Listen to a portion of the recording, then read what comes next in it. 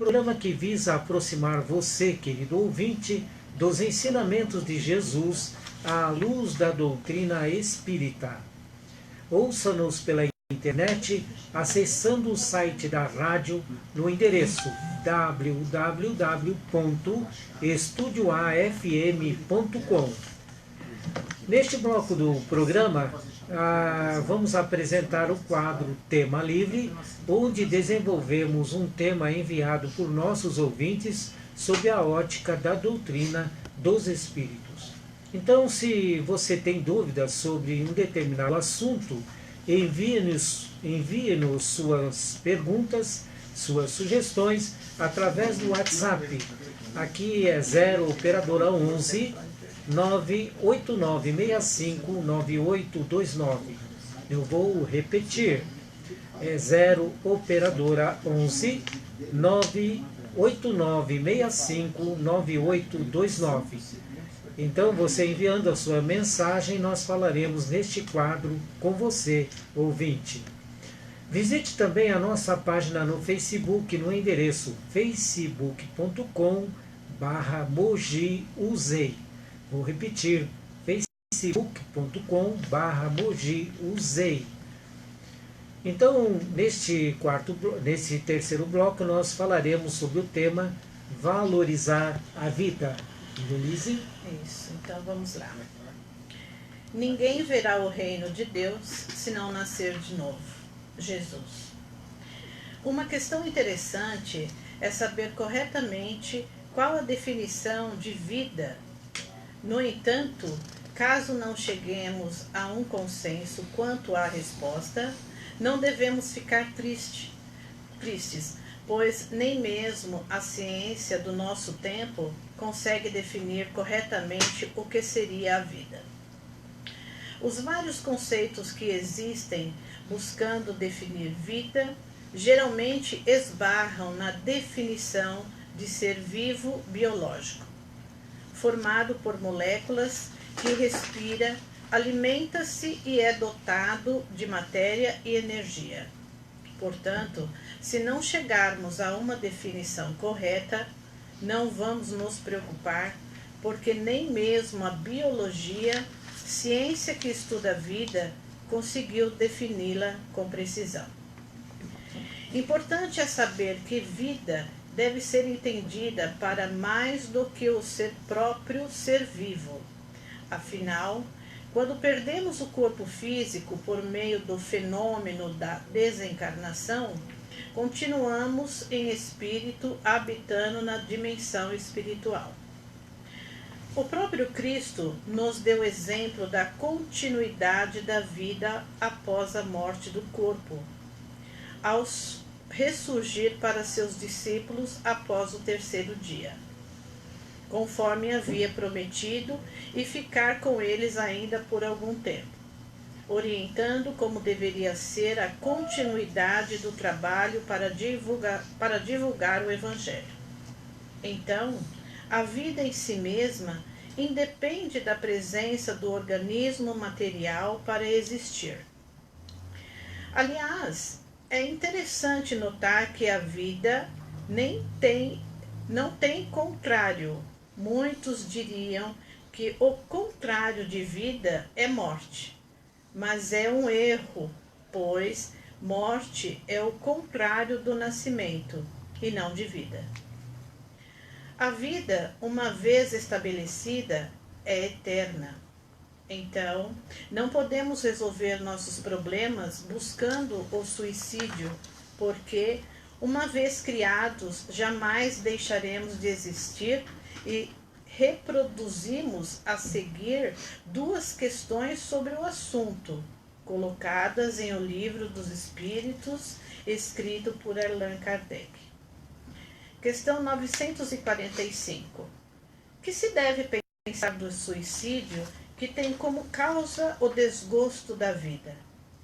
Resposta. Insensatos. Por que não trabalhavam?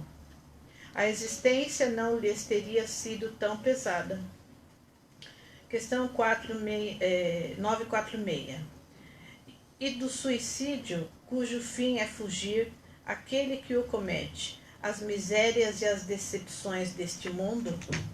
Resposta: pobres espíritos, que não têm a coragem de suportar as misérias da existência. Deus ajuda aos que sofrem, e não aos que carecem de energia e de coragem. As tribulações da vida são provas ou expiações. Felizes os que as suportam sem se queixar, porque serão recompensados. Ai, porém, daqueles que esperam a salvação, do que na sua impiedade chamam acaso ou fortuna.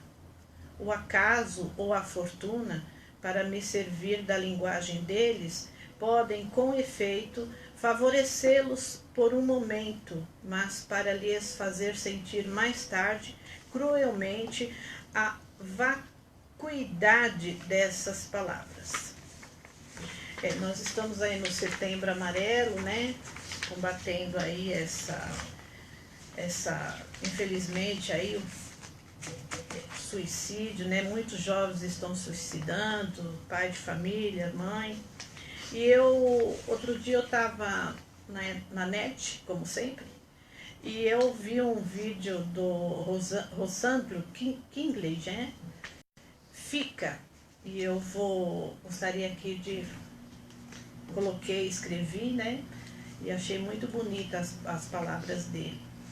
Então, fica. Se a sua infância não foi tão perfeita como você sonhou, e se seus pais não te amaram como você acha que eles deveriam ter te amado, não desiste da vida. Fica. Fica para mostrar como se ama e se educa um filho, tornando capaz de ser feliz. Fica para perceber que quando você é pai e mãe, não tem o poder mágico que você acha que seus pais têm. Se você amou alguém e foi maltratado, traído ou abandonado, não se culpe. Não pense que você não merece e não é digno de ser amado ou amada. Então, não desiste, fica. E não deixe mais que seu coração seja um terreno baldio para o lixo afetivo ou a miséria moral dos outros. Fica e mostre a todos como se deve amar alguém, com toda a ternura e respeito que as pessoas merecem. Se na escola te humilham, te menosprezam, não desiste da vida, fica. Fica para mostrar que essas vozes não te definem. Sabe de uma coisa? Vou te contar um segredo sobre essas pessoas que nos humilham e tentam nos destruir. Elas, na verdade, apontam em nós a profunda dor e angústia que elas têm dentro delas mesmas. Então, fica para mostrar como tratar dignamente os outros, projetando neles não apenas as nossas sombras, mas, sobretudo, a nossa luz. Se você acha que você não tem mais jeito, que não vale mais a pena viver, saiba que essa é a maior mentira na qual você acredita. Insista, não desista, fica. Eu já pensei em desistir. E já planejei como desistir, mas resolvi ficar e tudo passou. Não teve mágica. A dor não passou no dia seguinte e também não passou no mês seguinte. Ela foi passando na sequência da vida. Eu fui ficando mais forte e mais forte. Acredite, vale a pena ficar e provar para todo mundo e, sobretudo, para nós mesmos, que a vida vale a pena ser vivida. Lindo, né? Então vamos passar aos comentários para o Calixto. Calixto está muito sossegado. Esse texto do Rossandro Klinger é muito bonito, né? Porque ele mesmo, como ele diz, ele num momento de dificuldade, ele pensou em se suicidar. mas ele foi auxiliado certamente pelos amigos espirituais. E foi interessante que ele conta que ele voltou para casa, que ele tinha saído de casa, tinha perdido os recursos, e aí então ele voltou para casa, e quando ele saiu, antes dele sair, a mãe dele disse para ele assim, né, vá, mas volte vivo. E ele achou que aquilo era um melodrama da mãe, né, algo que fosse assim para mexer com a sua sensibilidade, com o seu sentimento. E ele, muito revoltado, muito, né, pegou e saiu. Mas quando as coisas não deram certo, ele voltou, e voltou vivo. Mas quase não voltou vivo, né, porque ele tentou o suicídio. Aí tempos depois ele foi num centro e o médium estava recebendo o seu guia espiritual e o chamou. Ele não era ali tão conhecido naquela casa, porque ele era novo ali naquele centro. E aí o espírito falou para ele, você lembra aquela noite que você estava no parapeito do seu prédio, estava pensando em se jogar? Quanto trabalho você não deu para nós, hein? Porque eles fizeram uma atuação muito efetiva, vamos dizer assim, uma atuação forte, né? Sobre a mente do Rossandro, demovendo-o dessa intenção. Então ele começou a pensar naquele momento sobre as coisas da vida dele, mas muito motivado, inspirado por esses espíritos, seus protetores, espíritos, enfim, que trabalham em benefício de todos nós. O interessante também é que o texto diz assim, que não adianta a gente querer partir dessa para uma outra em condições difíceis, porque a dificuldade nos acompanhará. A nossa vida é uma linha contínua. O texto fala isso, né? A vida é uma só, ela tem um início e nunca vai ter um fim. Nós temos, sim, muitos momentos na vida, muitos momentos na nossa existência, como encarnado e como desencarnado. Agora, nós somos quem somos em qualquer lugar que estejamos, ou aqui no plano físico ou no plano espiritual. Então nós devemos pensar bastante nisso e enfrentar os problemas, porque nenhum problema acontece conosco sem uma razão. E todo problema tem solução. Porque se houvesse algum problema, por hipótese, nesse mundo sem solução, Deus não seria perfeito. Deus teria nos criado e criado tudo que existe, não é? Com uma falha, ou seja, com um problema sem solução. E nós sabemos que Deus é perfeito. Então todo problema tem solução. Nós os criamos, nós devemos resolvê-los. É sempre assim. Ninguém deve resolver os nossos problemas por nós. Cada pessoa deve resolver os problemas por si mesmo. Eu queria abordar essa questão pelo lado da reencarnação, sabe? Porque a gente tem umas histórias assim que a gente vê na doutrina espírita, né? Por exemplo, tem um momento em que o Chico Xavier, uma mãe procura o Chico Xavier e diz para o Chico que se o Chico não podia ajudar o filho dela, porque o filho dela já tinha nascido sem os 2 braços, né? E parece que agora teriam que cortar também as pernas do menino, porque e ela achava que, coitadinha do menino, e ela foi falar com o Chico, e o Chico conversa com os espíritos então, e não me lembro se foi Emmanuel que disse para ele, mas o espírito disse para o Chico dizer a ela que esse rapaz, ele já suicidou em várias outras encarnações.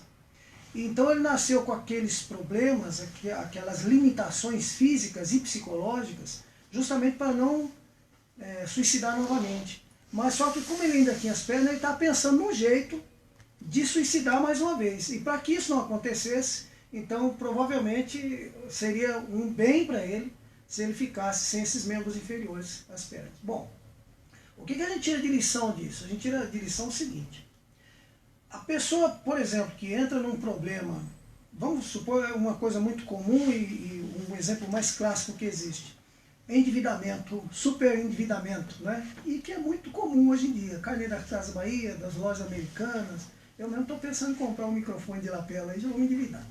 Mas enfim, superendividamento é super comum hoje. E a pessoa não consegue pagar e tal. Aí para não, ela fica devendo, às vezes tem os bens estão penhorados por uma instituição bancária, enfim. E a pessoa não sabe viver sem esses bens materiais. Né? Qual é o projeto dela, né, de vida dela? Ela vai e suicida por conta dessa superendividamento dela para não levar vergonha para a família, enfim. Acabou, morreu, né? Acabou, morreu. E ela acha que está tudo certo. Morreu, Só acabou. que o que o Espiritismo nos ensina é o seguinte, essa pessoa vai renascer, né, numa outra encarnação, e ela o quadro encarnatório dela vai levar ela exatamente ao mesmo momento que ela viveu. Em outras circunstâncias, claro, né, talvez no seio de uma outra família, mas vai proporcionar o mesmo quadro para ver se ele vai conseguir suportar aquela prova, ultrapassar aquela prova para ir para o próximo passo.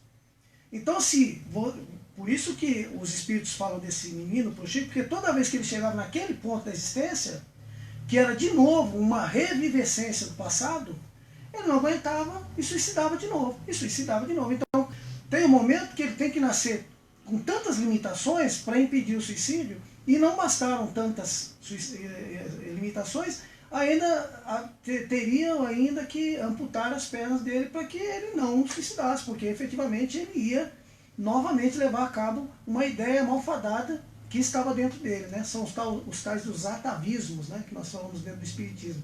São aqueles costumes que nós trazemos. Então o suicídio, além de tudo, ele não vai fazer com que você fuja daquele momento, porque aquele momento vai se repetir.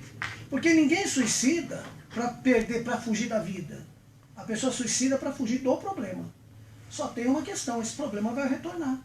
E talvez ele retorne num grau ainda, né, exacerbado, para que a pessoa ultrapasse aquele limite e, de novo, ela siga à frente. Então é por esse ponto também que a gente tem que olhar o suicídio. Quer dizer, o suicida, se ele bem soubesse, né, ele não cometeria isso. Primeiro porque vida, como diz o texto, não tem contrário. Né? O que tem contrário é nascimento. O contrário de nascimento é morte. O contrário de vida não tem. Vida é eterna. Uma vez vivo, nunca mais acaba. Né? Então nós estamos aí. Nunca mais a gente vai deixar de existir, graças a Deus. Né? Então, suicidar para quê? Para aumentar o sofrimento, né? E o suicida geralmente não pensa em quem fica também. Né?